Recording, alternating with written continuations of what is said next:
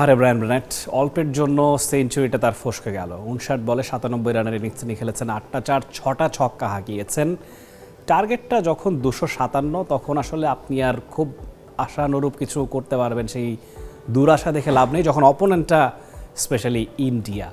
সেই জায়গায় এই ধরনের ফিয়ারলেস ব্যাটিং এটা বলে দেয় বোলিংয়ের পাশাপাশি জিম্বাবুয়ের ব্যাটিংটাও ইমপ্রুভ করেছে। যদিও বোলিংও ভালো হয়েছে, সেটা বলছি, শেষ দুটো ম্যাচে সেটা চিত্রপট দেখা যায়নি।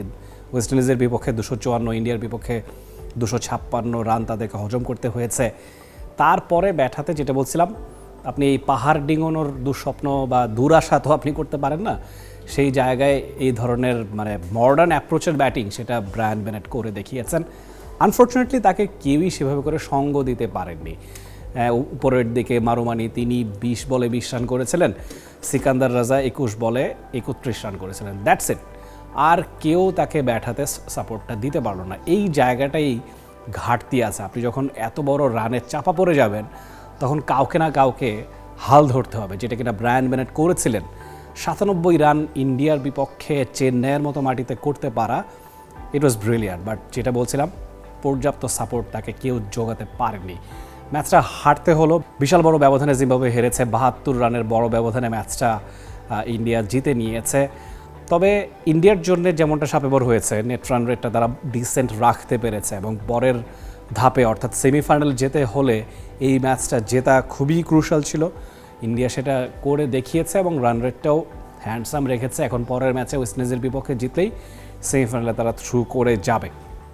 তবে ইন্ডিয়ার বোলিং নিয়ে যদি খানিকটা বলি, ইন্ডিয়ার বোলিংয়েও আর্শদীপ সিং 4 ওভারে 24 রানে 3টা উইকেট তিনি নিয়েছেন। মূলত তার বল হাতেই তিনি রান রেটটাও যেমন নাগালের মধ্যে রেখেছেন, উইকেটও সময়ে সময়ে তিনি পেয়েছেন। That was very vital. অন্যদিকে বাকি যারা ছিলেন, 2 পেসার এবং 2 স্পিনার ইন্টারেস্টিংলি সমান সমান রান দিয়েছেন। 2 পেসার যাদের কথা বলছি, জসপ্রীত বুমরা এবং হার্দিক পান্ডিয়া 3 ওভারে 21 করে দিয়েছেন।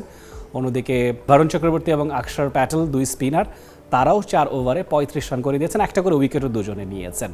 তো বোলিংয়ে কয়েকজন খুব খরচে ছিলেন। শিবম দুবে, হি ওয়াজ এক্সপেন্সিভ, একটা ওভারে 25 রান খেয়েছিলেন। বেশ কয়েকজনই সময় সময় এক্সপেন্সিভ হয়েছেন। But at the end of the day, যখন আপনার সামনে এত বড় টার্গেট আছে, আপনার সুযোগ আসে এক্সপেরিমেন্ট করবার। আজকে ক্যাপ্টেন সূর্যকুমার যাদব সেটা করেছেন। লাস্ট ওভারে যদিও হার্দিক পান্ডিয়া, জসপ্রীত বুমরার একটা করে ওভার বাকি ছিল, তারপরও শিবম দুবেকে তিনি বোলিংয়ে এনেছেন।